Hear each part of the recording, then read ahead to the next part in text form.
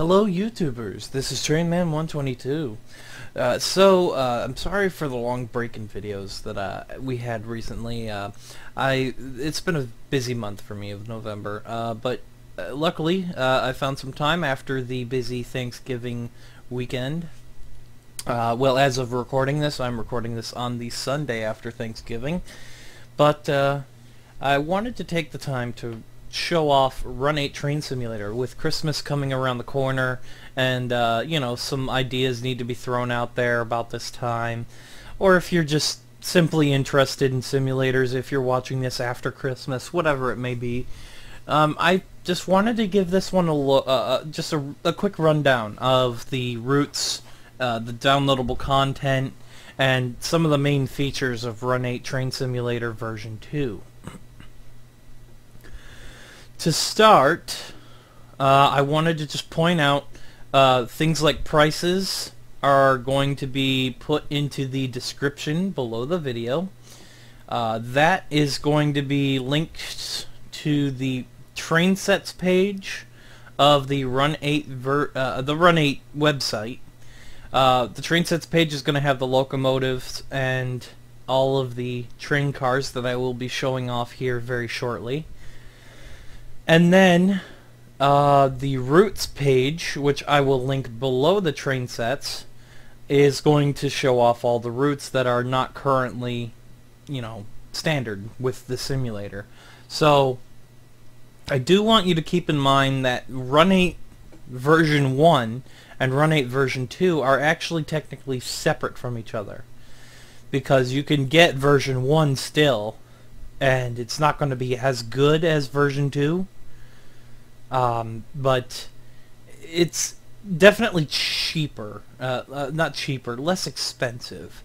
So, to put it solidly, Run 8 version 2 is $50.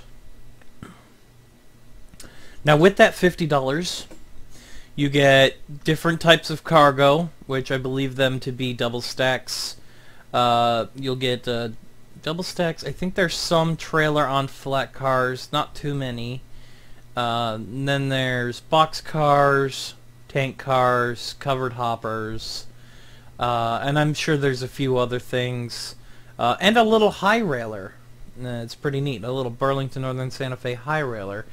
And then for locomotive power, you also get the SD70 ACEs here, which is Union Pacific, Burlington Northern Santa Fe, CSX, various other things, as well as the ES44 DCs, which are Burlington Northern Santa Fe, UP, CSX, and I believe they also threw in Southern Pacific. That I will explain later. But I wanted to start off with routes, since we're on the main page here. So, with your $50, you get Burlington Northern Santa Fe Mojave Subdivision. I think that's kind of weird, because most of this route consists of Tehachapi Pass, which is blatantly Union Pacific. Well, ex-Southern Pacific, really. You can see it right there on the water tower if you look carefully. That is a Southern Pacific Black Widow EMD locomotive, either an F unit or an E unit. One of those two things, maybe even an FT, I'm not entirely certain. But, yeah, this is mainly UP from Bakersfield, I believe it was Kern Junction, possibly, all the way up to the UP Mojave Yard, which consisted of the cutoff for Burlington Northern Santa Fe's Mojave and the Palmdale cutoff for Union Pacific, to continue on to either Los Angeles via the Metrolink route, or to continue on to Cajon Subdivision, which is available for downloadable content. So you get BNSF Mojave Subdivision, Barstow, which is BNSF's yard, Yermo, which is Union Pacific's yard in California, and then you also get the Needles Subdivision. Now, to kind of put this in perspective, this can literally take you hours upon hours to go from one point to another. I believe I once did a run from Needles to Bakersfield, which was basically, you know, running across Needles subdivision, the entire thing, running through Barstow with a little break in between, obviously. I needed to stop a couple of times to have a break. And then across the Tehachapi Pass on the Mojave subdivision and into Bakersfield. This took me the entire day to complete. It was something like 14 hours. And it was intense. It's like 4.5 hours run for one way, and then another 5 hours to do another thing, plus multiple breaks in between, and then waiting for traffic was probably one of the other things. So about the traffic, Run 8 Train Simulator is multiplayer. It has multiplayer. Meaning there's these servers that can be privately set up by other people.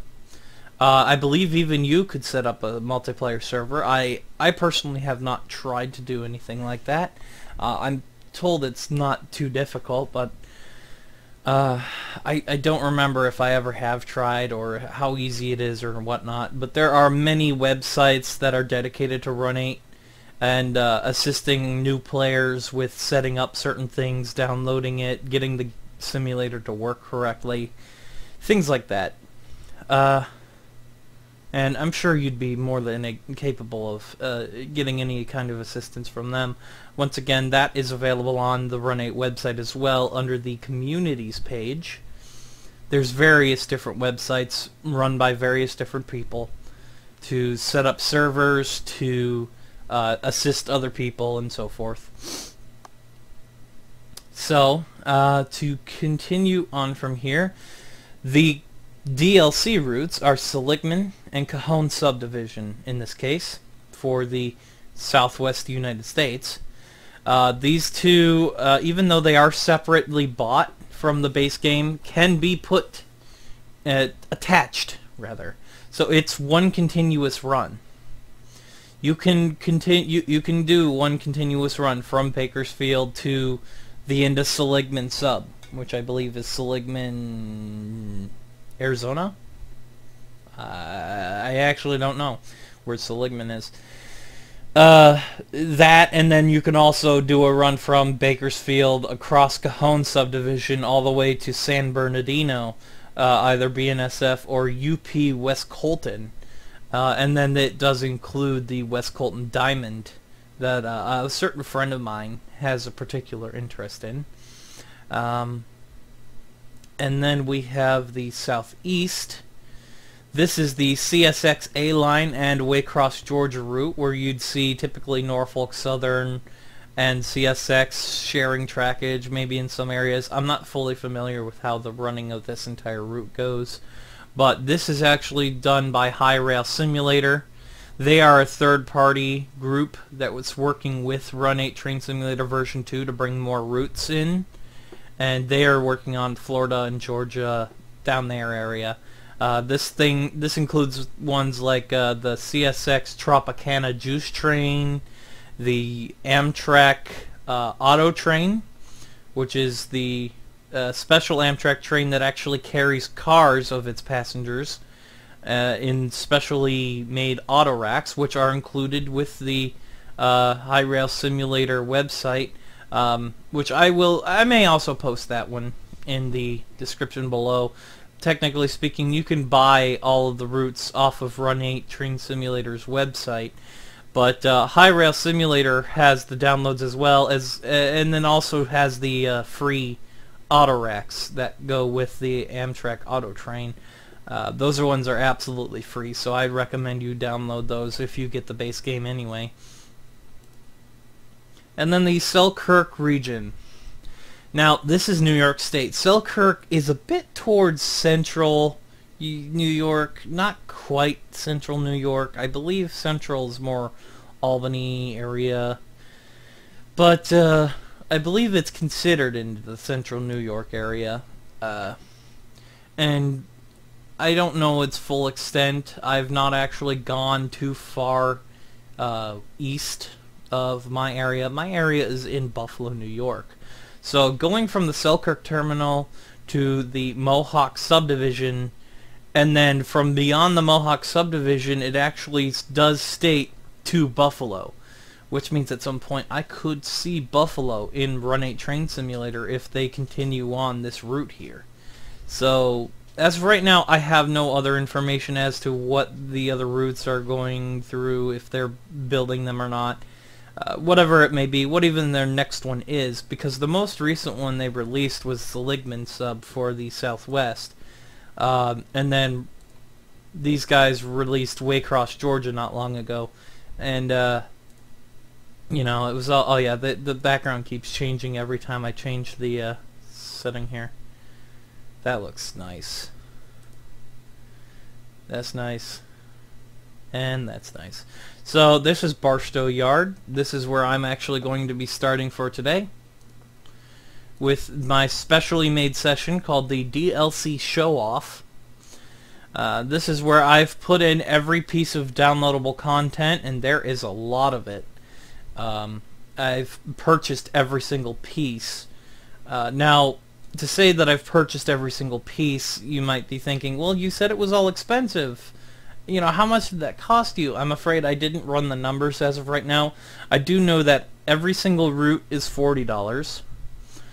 Every single locomotive is $20. The Amtrak pack is $20. Most of the train car packs are anywhere from $15 to, I think the lowest is about $7. Those you're going to have to decipher from the website I'm linking in the description below. But I can tell you which ones are default in here, and I can tell you which ones are DLC for the time being. So as of right now, yep, that's the Burlington, well, it originally was Santa Fe Yardmaster Tower. It's no longer Santa Fe, it's now Burlington Northern Santa Fe. I preferred it when it was Santa Fe, but so be it. And then, there we go. So these are Jeep 40s, GP 40-2s, in various different liveries. I've also set them up separated so that I can tell you the models individually without getting confused. There's, yeah, you can see all of them here. These are all different models, which means as far as locomotives are concerned, 1, 2, 3, 4, 5, 6 different models. And then, of course, there's an Amtrak one that's over there somewhere. I'll get to that in a minute. But let's go ahead and run down the line here. As I stated, the GP 40-2. This is in Heritage 3, Burlington Northern Santa Fe paint scheme. Conrail. Beautiful. CSX Yellow Nose 3, or YN3 if you prefer. And then Yellow Nose 2. Rio Grande. Call it Rio Grande because the E is silent. Just saying. Run 8 Western. The Run 8 development team actually creates their own paint schemes every now and again, and they either release it with the base game, or this one in particular is with the GP 40-2 content. I believe the GP 40-2s are, I think it's 2 separate packs. Yeah, it's like pack 1 and pack 2. These are not based with the game. Sorry to say that. Then there's the Southern Pacific. It's very nice. Union Pacific. And Western Pacific. Which I think that orange nose fits it very well. It looks very nice. Now we're on to the SD 40-2s, and there are a lot of them. There's 5 different packs, which means they're all the same model. There's a little tweaking here and there. I don't think all the models have these beacons on top of them, but they're all there, every single one of them, and they're all in different colors, different paint schemes, different liveries, whatever you want to say.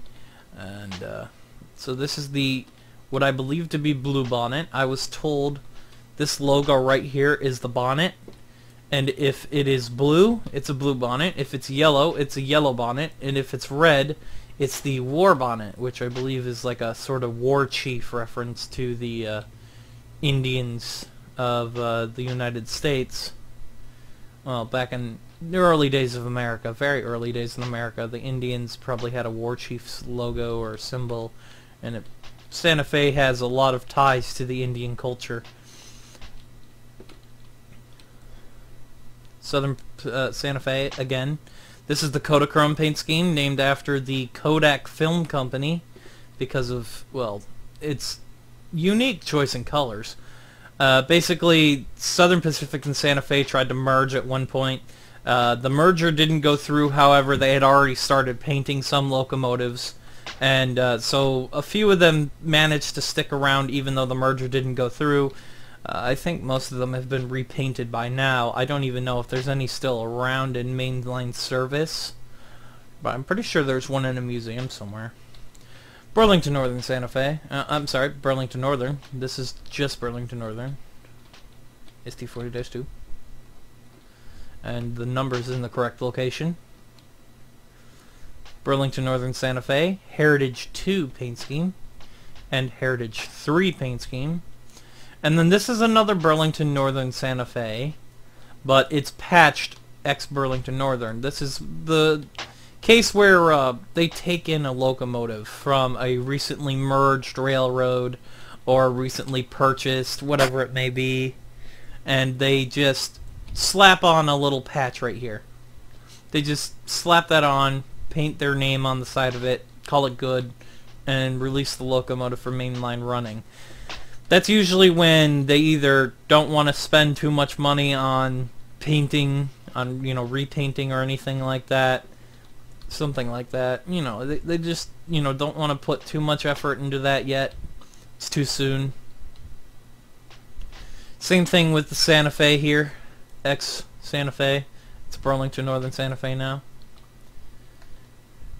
This one here is the Cargill. AG Horizons, or Horizons? I don't know. This Cargill, I believe, is an industrial switcher for a grain silo somewhere on the Cajon sub. I know a friend of mine catches the Cargill GP9 there sometimes, but unfortunately no GP9s in the simulator yet. However, they do have this, so it wouldn't be out of line to run a Cargill locomotive up on the Cajon sub where the switcher usually takes place. Chassis system. I think it's beautiful. I don't know about the ear. I'm not entirely sure the ear was done correctly, but I could be wrong. Canadian National with the extended awning. I didn't even know that was a thing until they actually released it like that, and then I looked it up, and yeah, some of them did that. Conrail. CSX YN3, CSX YN2. Florida East Coast Railroad for your Florida East Coast needs. GCFX, leasing company for the locomotive, railroad, all that stuff. Yeah, all the railroads need locomotives, and when they need them but don't want to purchase them, they lease them. Norfolk Southern and the Thoroughbred. Run 8 Western paint scheme. Nothing really to add here, except that they've kind of messed with the SD40-2 right there. I think that's part of the joke. There's little Easter eggs hidden throughout the entire simulator. Seaboard system. Soo Line, which is, I believe, a Canadian railroad, which was gobbled up by, I want to say this one went to Canadian National. It's either Canadian National or Canadian Pacific, one of those two. Bloody Nose, Southern Pacific. You may notice that little, I believe it's a beacon. It's either a beacon or it's a type of,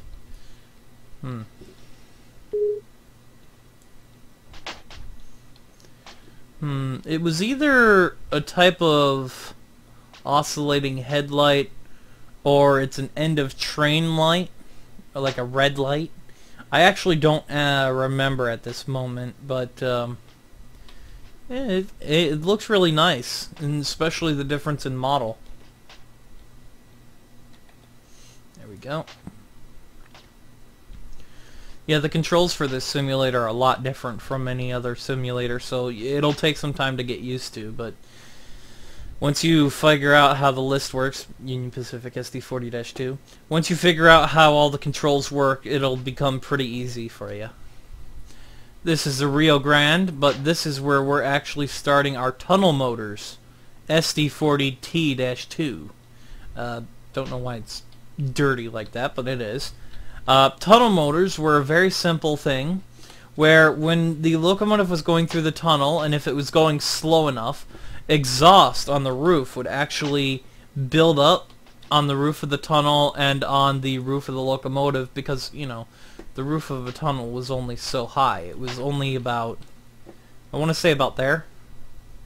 Nowadays they're a little bit higher to accommodate things like double stacks, but for the most part they weren't very tall.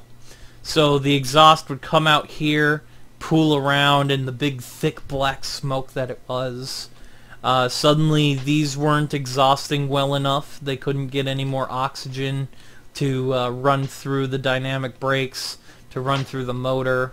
Everything needs to run on clean air. So their fix for this was to put a vent down here. Because heat rises and exhaust is very hot, can be hot rather, it would stay up here towards the top of the locomotive, but the air would be coming through here to, you know, make everything cool down and sort of, you know, keep it from overheating, keep the engine running properly, you know, without sputtering on itself. You may notice that all the levers and everything are gone. That's because I've not taken control of this train. Once you take control of the locomotive, it'll put everything in there properly, but this is basically a cab interior. That's pretty much for every EMD that you're seeing here. This really doesn't change at all. There's no difference between this cab and that cab and the Jeep cabs. There really isn't. So the tunnel motor for Rio Grande, Run 8 Western put in their own. This one is only with the DLC, but I love how you can just look straight through that. That's really cool. Southern Pacific had one. Union Pacific has them. This is a UP patched Southern Pacific and a UP patched Rio Grande. Now we're on to the SD45-2s. This is Arizona and California. I'm not sure if that's a real railroad or not, but I'm sure you'd be able to find out. Santa Fe, Blue Bonnet. Yep. Santa Fe Kodachrome.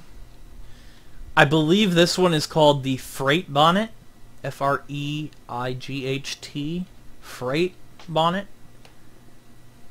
I really like it. It's a very old paint scheme. Alright, this one is, I believe, the bicentennial unit. Back in the day when America turned, was it 200 years old? Yeah, bicentennial, that's what it means. It's 200. Santa Fe released a paint scheme. Actually, multiple railroads released a paint scheme, but this is Santa Fe's. It's beautiful. Burlington Northern Santa Fe in Heritage 3. Santa Fe with the BNSF patch. Conrail. Conrail quality. Now, this is reminding me of, if anyone has ever played Trains with a Z, and I believe it was Trains with a Z 2006. Had an SD, it was an SD50 locomotive in it, as well as an Illinois, was it Illinois Central? The model that they used was the only one that actually was able to start up using buttons inside the cab. Things like that. They were neat little things that were only for the SD50 in the base game, that is. This distinctly reminds me of all that. Alright, CSX-YN3, CSX-YN2. Here's a CSX-YN1. I really like this. I would really prefer it without the yellow on the nose, but it's still really nice. This is their older paint scheme, the one that came before the YN2. Norfolk Southern. Another Run 8. Seaboard system, which is actually a part of the... it's one of the predecessors to CSX. That's actually where the CSX stands for. It's Seaboard System, Chassis... it was Chassis System, Seaboard System, and the X actually stands for Merger. So, Chassis System, Seaboard System. They merged. That had something to do with the legal paperwork. It was a pretty neat story. Seaboard Coastline, which I believe was actually a predecessor to Seaboard System. I believe at some point this one just turned into Seaboard System, changed in management. Maybe it merged with another railroad. I actually don't remember. But I do remember Seaboard Coastline was first. Then it turned into Seaboard System. Then it merged with Chassis System and made CSX. And went from there. Toronto Railway. I believe that's a real railway. Couldn't tell you one way or the other, though. Now we're under the ES44 DCs. These are all going... From this point forward is going to be default content. These all come with your $50 purchase of the entire simulator. So does this entire yard, for that matter. Which, mind you, it is pretty big. Really big. That's the train line I have set up. We'll see that in a second. It is big. Comes with the Hump Yard and everything. Bull tracks, the little Hump Yard facility. Works in everything. It actually works. Burlington Northern Santa Fe in YN2. Oops. Listen to me. I'm just losing it. Heritage 2. Heritage 3. And that's Heritage 3 slightly weathered. You can see it's a little gringier. I don't know why they never did one for the Heritage 2, but you know, it would make more sense that Heritage 2 would be dirty because it's older. CSX YN3. Norfolk Southern. Southern Pacific. Technically this never existed. The Southern Pacific was not around for the General Electric Evolution Series locomotives. These would otherwise be known as GEVOs, if you're familiar with that term. Southern Pacific never had them. They had AC-44s, and I believe they also had -9Ws, which do look very similar in some aspects. You wouldn't see this little bump right here. See this wall right here? You would not see that on an AC-44 or a -9W. But the Run 8 developers kind of put this in here so that it looks nice with the scenery, but it's technically fictional. Southern Pacific never had an ES44 DC. Union Pacific, and then Union Pacific weathered. SD70 ACEs, love these. Look at this. Look at that. That is the future right there. MFD screens do actually work. Let me see if I can just... Yep. Take control of you. Oh, well, they... I just need to...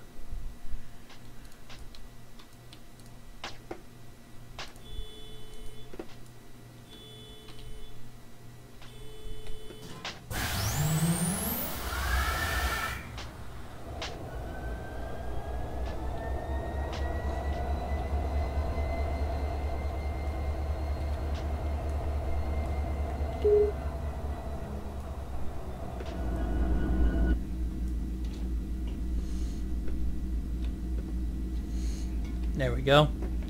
That's the proper way to get inside the locomotive. And these screens actually work. Watch, I'm going to push, I believe it's C. Yep, I can find out the length of my train, how many horsepower per ton ratio, total tons, total units, total axles, with dynamic braking, that is. how fast the locomotive is able to go, which is, I believe it caps out at 75 as it states there.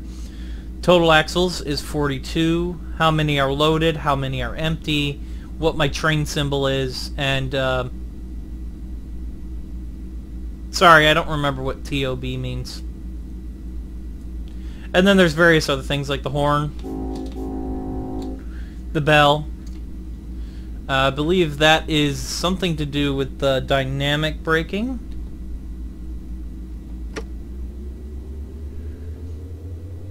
Not sure what that one is. No, it's not dynamic. And then the parking brake and all that stuff. You can change all of it. Distributed power, the fence. Track bulletins if you need to remind yourself about any work zones or anything like that. Locomotive monitor actually counts how many revs it's going on right now. Well, none of that's going to work since I don't have any of the breakers set yet. I love it. It's very nice. And then you get out of it, and then you tell it to shut off, and then you relinquish it. Simple as that. Yeah, but if you go back into it like this, everything's blank, all this is blank, and no more anything. Yeah, it's kind of confusing to point out, but CSX YN3, Run 8 Western paint scheme. This is another Run 8 Western paint scheme. I think they kind of took this idea from, there's a SD70 ACE demonstrator unit, and the demonstrator unit kind of looks a little bit like this, so I think Run 8 kind of copied it and made it like that. This one's pretty unique. Oops. Alright. This one's pretty unique in the fact that it actually has these gauges over here. I don't think these locomotives ever had gauges. I'm honestly not entirely certain. If they did, then kudos to them for actually adding it into the cab, but I don't ever recall them having gauges, because they don't need gauges, because everything's on the MFD screen. You know? See? No gauges. I don't know. Union Pacific. SD70 ACE. Now these two are what we call placeholders. As I mentioned before, it has multiplayer. And so if you were to join a session where somebody was running around in downloadable content locomotives, you know, locomotives that you yourself have not purchased yet, you'd see something like this. For locomotives, I believe they actually replaced them with a default model of the P42DC Amtrak locomotive.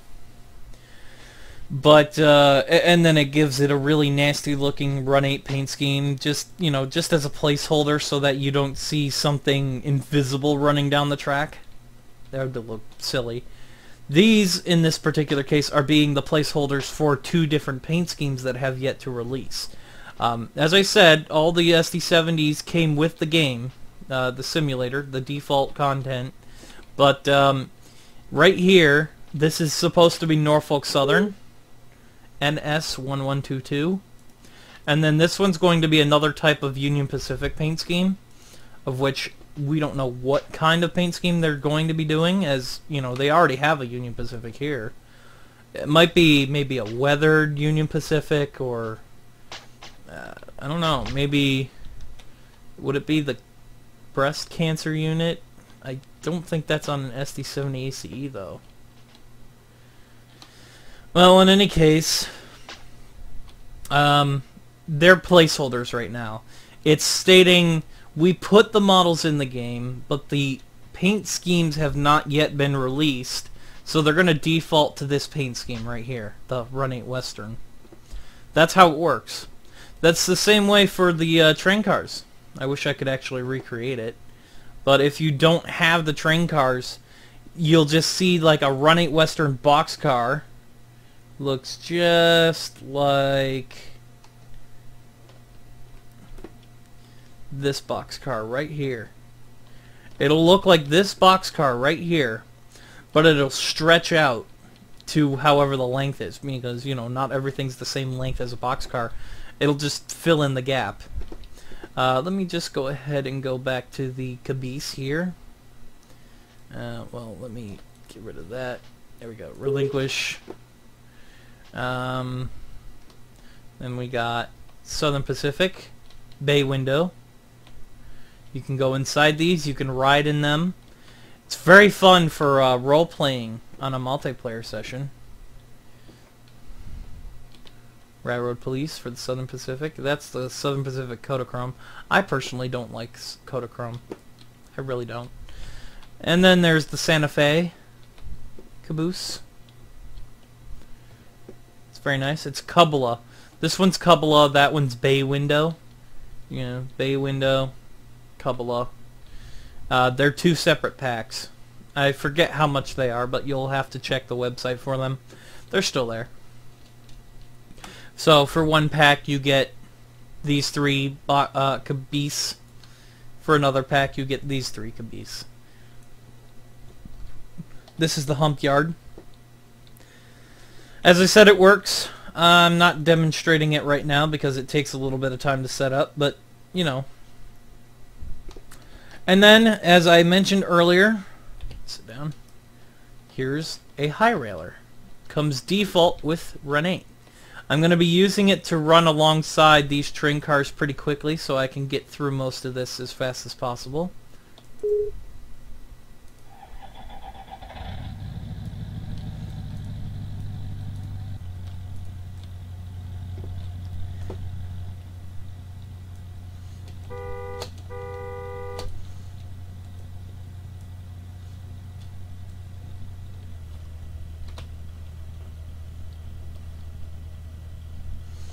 Yeah, that's pretty much that. Okay, so basically, once you're inside of a cab view, you can move around just like this. And I'm going to go ahead and do this, do this, do this. Just want to be floating out here a little bit, so I can get you a good view of all these train cars here. There we go. We're at the west end of Barstow Yard. Alright. These are the auto racks. I don't believe these come default, so I would say these are DLC. But Canadian National, Conrail, CSX, Union Pacific, Chicago Northwestern, CP Rail, Canadian Pacific, Rio Grande, Grand Trunk, Norfolk Western, Frisco, Burlington Northern. That's BNSF right there. Norfolk Southern, Southern Pacific, Western Pacific. These are Ballast Hoppers. This is how work trains dump ballast onto the train tracks. Green one here, or teal, whatever you want to say, very special kind of blue, is Union Pacific. BNSF, I believe this one's a Burlington Northern, there it is, BN. CSX and Southern Pacific. They just dump ballast onto the tracks, as you can see there. That's ballast. I don't think they actually work in the simulator, but I could very well be wrong. These are Boxcars. I'm only going to name off the ones that I actually know the names of, because AOK, I think, is for BNSF. I don't know. Burlington Northern, there's a BNSF. Another BNSF. Catalyst. Another Boxcar. Canadian National. Chicago Northwestern. Another Boxcar. CSX Big Blue. That's a nice one. Don't know it. Don't know it. Run 8 Western. That's Southern Pacific. TTX. Wisconsin Central. These are the old ones. These are very nice downloadable content pack right here. So, needless to say, some of those boxcars were default. Some of them, actually, I'm wondering if all of them are default. I should have mentioned. The Ballast Hoppers and Autoracks are not default, but the boxcars may be default, or at least some of them. These are downloadable content. Columbus and Greenville. The Rock. Oh, I love this one. I love the Rock Island Railroad.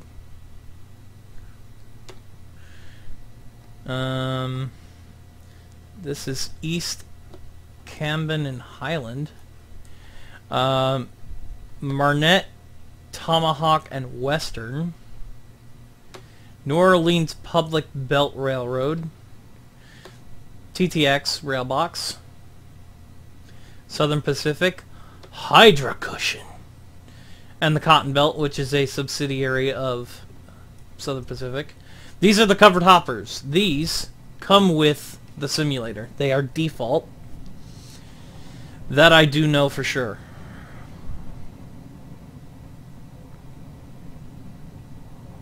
Cargill, CP, CSX, Dakota, Minnesota, and Eastern, GATX, Potash Corporation, Run 8, something, Union Pacific, Center Beams. These are not default, these are DLC, but they all come with their own special looking loads. They're all wood. They usually just carry lumber. Sometimes they carry more than lumber, but as of right now, these are only lumber carrying cars. The 2-bay covered hoppers, these are DLC. CSX, Chassis System, Canadian National, Burlington Northern Santa Fe, Chicago Northwestern, Norfolk and Western, Southern Pacific by the looks of it, Winchester and Western Railroad, Leaser, GATX, Leaser, Norfolk Southern, and another leaser. These are gondolas. They all come with their own unique loads as well. I believe that's rolled steel sheeting. Those are old ties, so you can actually make a maintenance away train. This one has something in it, I'm sure. I can't see, but that's a Conrail gondola. That's a Missouri Pacific with pipes. Southern Pacific with pipes. That's TTX again. Railgon. Or at least I believe that's TTX. Looks like it's just got trash or scrap metal. This is steel tubing or steel pipes for CSX. More scrap metal. That's definitely scrap metal on a leaser. Burlington Northern Santa Fe with ties. And then here is a leaser with rolled coils again. These are coal cars. These are not your typical Bethgons. Bethgons are a lot cooler because they have rotating knuckle couplers that allow you to dump the train car on a rotary dump. These ones don't do that. They dump out the bottom there. These are 3 bays. But yeah, Santa Fe, coal car. Another Santa Fe, but that might be more of a granite or rock. I believe that might be rock, stone, something like that. Burlington Northern Santa Fe, Burlington Northern, Rio Grande, CSX, Union Pacific 1, Union Pacific 2. I believe that one actually might be a rotating coupler variant because this has a yellow section right here, which usually tells you which side is the rotating coupler. Then we come on to the trailer on flat cars. These are also DLC. This is Southern Pacific trailer right here, and so on. It's just going to keep going. So as far as these ones go, these are usually, their main feature is the trailer on top and the setup in which these trailers are put onto the train car. Some of them have gaps, some of them are just 53-foot trailers, some of them are short trailers put back to back. It just goes on and on. Some of these even have refrigeration units on them. You can hear them rumbling as I drive past them. Well, you won't be able to hear them, but I will. If you were in the simulator, you'd be able to hear them. I love the Santa Fe ones. They're beautiful. Let me see if I can get you a closer listen on this. You, stop.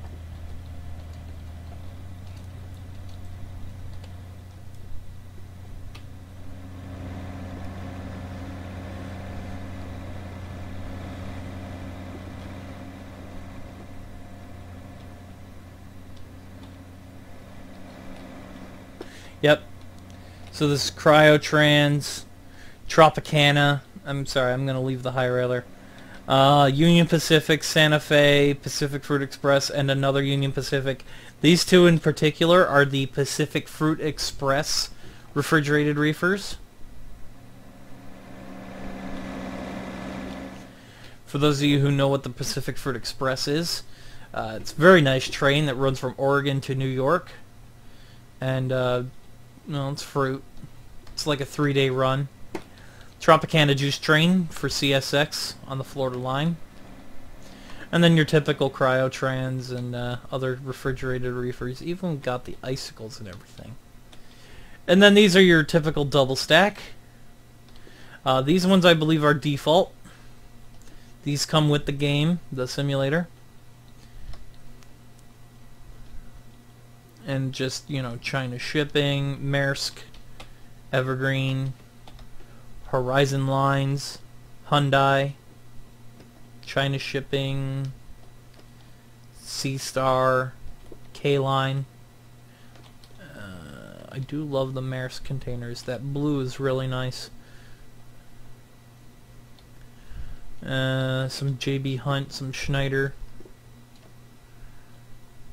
These are your typical tank cars. These ones have placards on them. This one means corrosive. Probably some kind of acid in there. Might be corrosive against certain materials. Might be corrosive against your hand. Don't want to find out. Some of these contain oil. Some of these contain other types of flammable equipment or liquids. This one is just corn sweetener. If you've ever heard of high fructose corn syrup, it's basically this.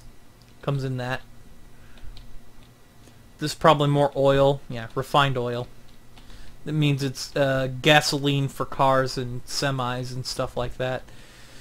Burlington Northern train cars. Fluid recycling services. I believe that's yeah, used oil. Probably stuff that comes from cars and frying grease pits. This one is just flammable. Some of these might be propane. I believe. Oh. Ethahexyl acrylate. Well, that's probably it's apparently a flammable type of gas. These haul gas in liquids. And variety. These are all default, by the way. As far as I know, there is no DLC for tank cars yet. These are DLC. These are your TTX double stacks. They are different from the other ones in the fact that they're more modern and they come with different containers, like Swift. These ones are blank. They do have some blank ones. FedEx, EMP, FedEx, EMP, the Interstate District Company, Market Transport Limited. These are actually trailers in well cars. You don't usually see this. Well, I don't usually see this typically, but I don't know if it happens elsewhere, so be it. That's Florida East Coast one right there. Hub Group, CSX, UMAX, CSX, UMAX, CSX, UMAX, and we're done. Yep. So, that completes them. And then we fly all the way to the other end of the yard, and we find the Amtrak. And this is where you get to see the passenger service. Now, I have forgotten something. I wanted to... Well, I have to relinquish control of whatever separated unit that I was using in order to regain control of a different type of locomotive or train. There we go. I'm going to turn this one on.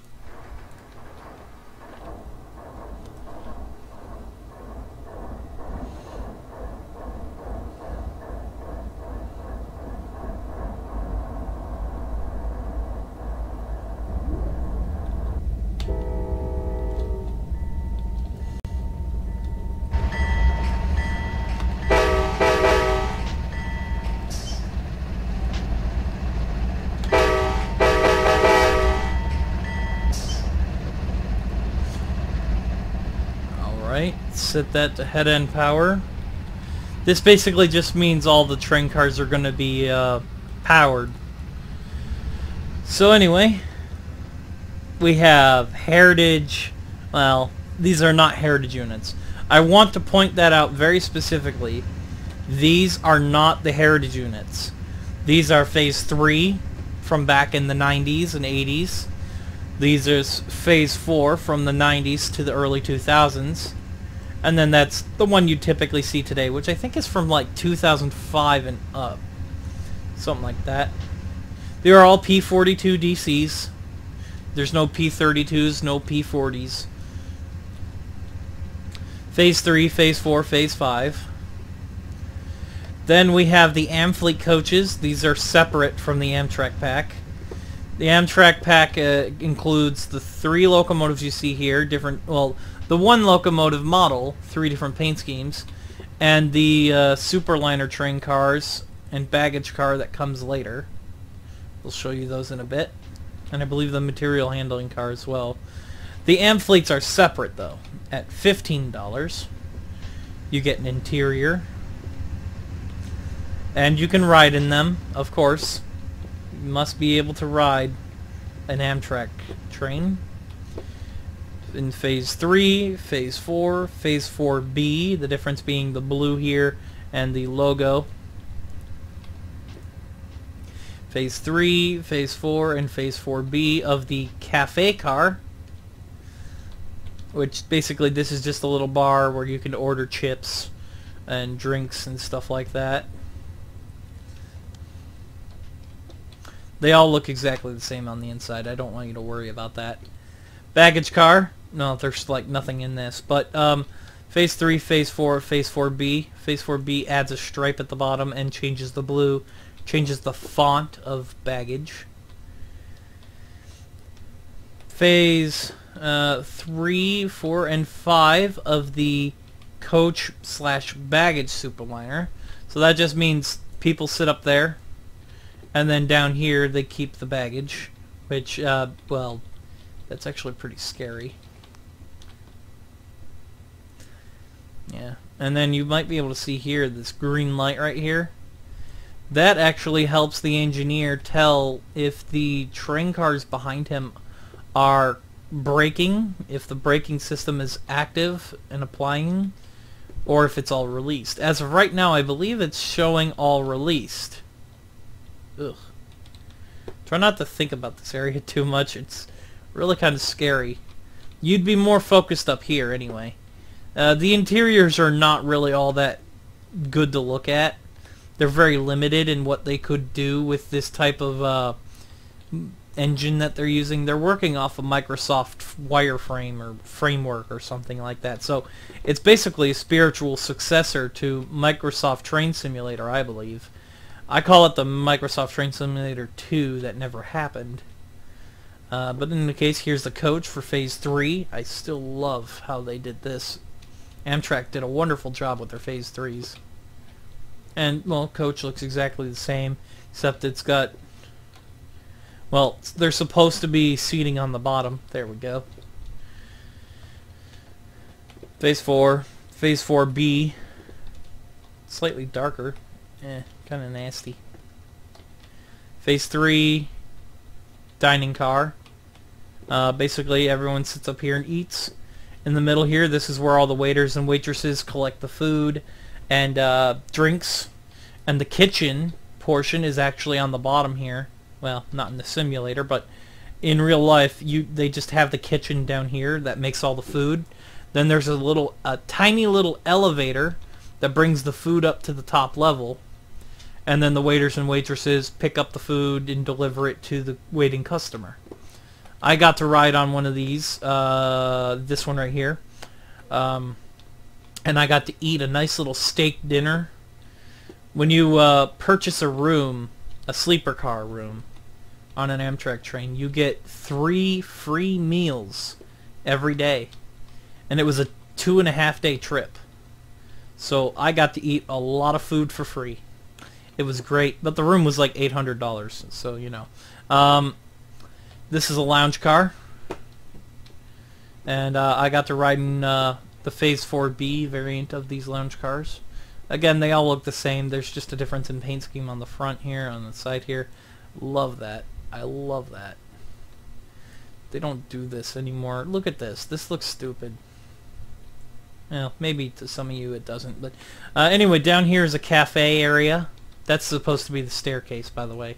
It's a little spiral staircase to get back to the top, which they didn't show very well in the simulator, but trust me, it's there. Phase 4B. Material handling cars. This is back when the United States Postal Service used to operate with Amtrak, delivering mail across the country. They don't do this anymore, mostly because Amtrak has their own schedule to keep. They have to unload passengers at every station, and baggage as well, in some cases, and then get on their merry little way while keeping a time schedule. So having to also unload mail, this would cause a lot of problems with keeping time, so they stopped doing it after a while, and now I believe they use the standard freight service. But as far as these particular train cars go, they're called material handling cars. They sold them. They sold them to other railroads, and they either got repainted and the doors were fixed up in various other designs, sent off to scrap yards, or well, yeah, that's about it. Actually, I've actually seen this particular type 3 times in real life, mostly on CSX, oddly enough. Sleeping cars, your standard ones. As far as the simulator goes, it's just kind of, they put mats on the floor and made the wall invisible. It's kind of funny. Phase 3, Phase 4, Phase 4B. These are the transition sleepers, which in real life there is a difference. The normal sleepers are just sleeping rooms. The transitional sleepers have the ability to transition the bench that you're sitting on into a bed. At least I believe that's what it meant. The interiors in the simulator look exactly the same, but you get the idea. And then here's the free auto racks that I talked about earlier. This is for the Amtrak auto train back in on the Florida line, the A line. So that concludes everything here. I could go over a lot more, really. There's all these Amtrak stations that look really, really nice, and I want to go through a bunch of them, but I'm sure I am, I'm sure I have a lot of video here. A lot of time has been spent talking about everything here, so I wanted to make sure that this video wasn't too long. I hope that I've kept your attention long enough to have you interested in this simulator. And for the most part, if you have any questions about how this works, if you want me to run particular trains, I may even come out with a video rail fanning in one of the multiplayer sessions, or driving one of my created trains. I've created a type of Santa Fe piggyback train. It looks really nice, and it's my personal favorite that I spawn in some locations and drive it to its location. Sometimes it's San Bernardino, sometimes it's Stockton. But all in all, with all the DLC put together, 67 locomotives, not including Amtrak. And for this, I believe it was 209 train cars. Again, not all of them are completely different, but 209 train cars, 67 locomotives. Oh yes, and I actually have tried it. I put every single of these locomotives on the front of the 209 train car set, and it was massively overpowered. I had like a 10 horsepower per ton when it was empty, and I think it was like maybe 6 when it was loaded. I don't know, maybe it was loaded 10. But in any case, that is overpowered. Typically, you want a horsepower per ton ratio of about 2.3. Sometimes you get 2.1, sometimes you even get 1.9. Just depends on the route that you're going down. But yeah, it was pretty silly. So hopefully I've interested you in the simulator. If you have any questions, feel free to comment on this video in the comment section below. I will be releasing other information in the description as well if I've missed anything. So I hope you all enjoyed this video. Please give it a little look. I know it can get expensive, but give it a look. And I'll talk to you guys later.